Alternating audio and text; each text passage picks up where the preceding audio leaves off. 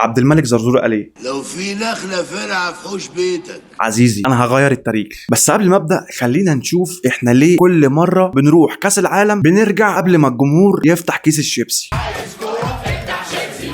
خلينا نتكلم عن اول غلطه، الا وهي الاعتماد على نجم واحد، بمعنى ان لو صلاح عطس الفريق كله بيكح. خلينا نخش في تاني غلطه، اللياقه البدنيه. بغض النظر عن الشوط الاول بتاع نيوزيلندا، احنا حرفيا بنلعب 60 دقيقه، ومن بعد ال 60 دقيقه احنا بندور على الاكسجين بدل الكوره.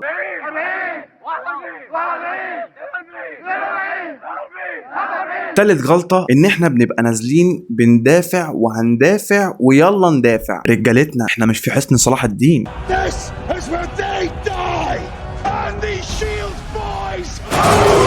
رابع غلطة، التحضير النفسي ما بين اللعيبة قبل المباراة، لأن اللعيب بيدخل من هنا وهو داخل الملعب هو مش داخل ماتش في المونديال، لا ده داخل امتحان ثانوية عامة. اخد الورقة المحلولة انت صدقت.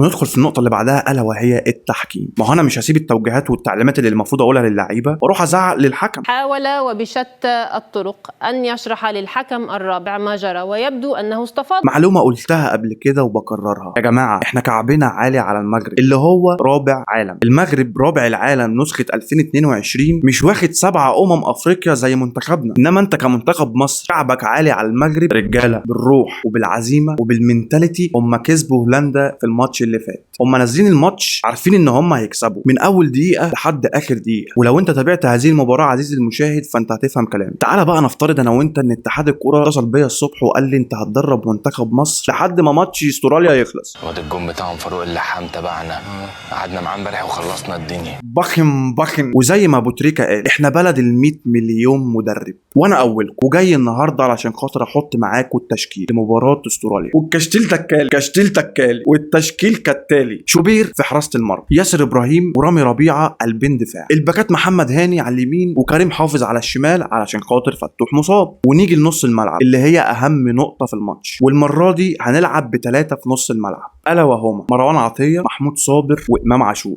نيجي بقى للهجوم، هنلعب على اليمين بالمتخاذل احمد السيد زيزو، وعلى الشمال محمود تريزيجيه. اما راس الحربه نجم مانشستر سيتي ونجم الدوري الانجليزي مرموش. لو انا مدرب منتخب مصر هذه الايام القليله هو ده التشكيل اللي انا هحطه، واللي عاجبه واللي مش عاجبه يعاركني في الكومنتات. طبعا احنا كل ده بنتكلم على منتخبنا العريق الوطني، ولكن احنا ما اتكلمناش على المنتخب اللي ربنا لا ينفخ في صورته قصاد منتخبنا الماتش الجاي، الا وهو منتخب استراليا. عزيزي المشاهد احنا بلد ال100 مليون مدرب ولكن احنا بنلاعب قاره كامله. معلومه في السريع كده، اقصر لاعب في منتخب استراليا هو اطول من اطول لاعب في منتخب مصر ب20 سم. عليا الطلاق كده. فان احنا نلعب كرات طوليه ده هيبقى عبث. نيجي بقى للكرات الثابته، احنا لو لعبنا على الكرات الثابته لا دي هتكون كلها كور ضايعه. نيجي بقى للمسافات ما بين الخطوط وبعضها، او بمعنى اصح ترابط الخطوط ببعضها. في حاله الدفاع اي تدخل دفاعي حوالين منطقه ال18 احنا هنروح 4-0.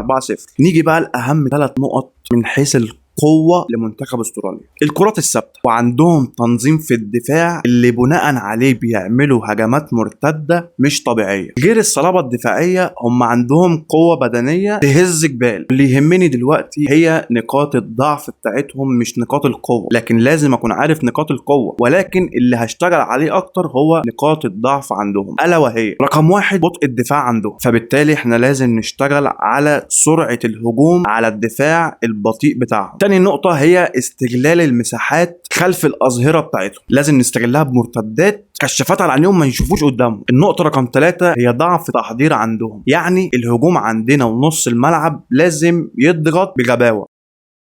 انت ابو طربوش ابيض، انت اسال انت يلا. يا كابتن بادئ بالمتخاذل احمد السيد زيزو، لما ممكن نخلي هيثم حسن افضل دفاعيا وافضل هجوميا؟ اولا شكرا ليك، ثانيا انا بعمل اللي انا عايزه براحتي، ده رقم 1. رقم 2 عبد الملك زرزور قال ايه؟ لو في نخلة فرعة في حوش بيتك جذورها مدت وهيجي لها يوم تضايقك، تقطعها على طول ولا تستنى بلعها الاول وبعدين تقطعها؟ ولكن انا بقول لك اهو توقعي احنا هنكسب. انا عندي احساس داخلي ان احنا هنكسب. ليه وازاي وامتى معرفش، احنا هنكسب الماتش ده بجد. بس انا يا كابتن كنت شايف ان حمزه عبد الكريم يبدا مهاجم، خصوصا الاطوال اللي عندهم في الدفاع يرهقهم شويه، فبالتالي الشوط الثاني ممكن تستفاد حد يطلع حمزه وحد تاني ينزل افيد من حيث السرعه. خلصت؟ اولا شكرا ليك، ثانيا ما تسالش يعني ما اشوفكش تسال تاني. اما ردا على سؤالك اعمل اللي انا عايزه براحتي مزاجي. يعني لما تبقى مدرب زيي وتبقى ماسك منتخب مصر يبقى حط التشكيل اللي انت عايزه. تعالى اقعد لي هنا ما تروشنيش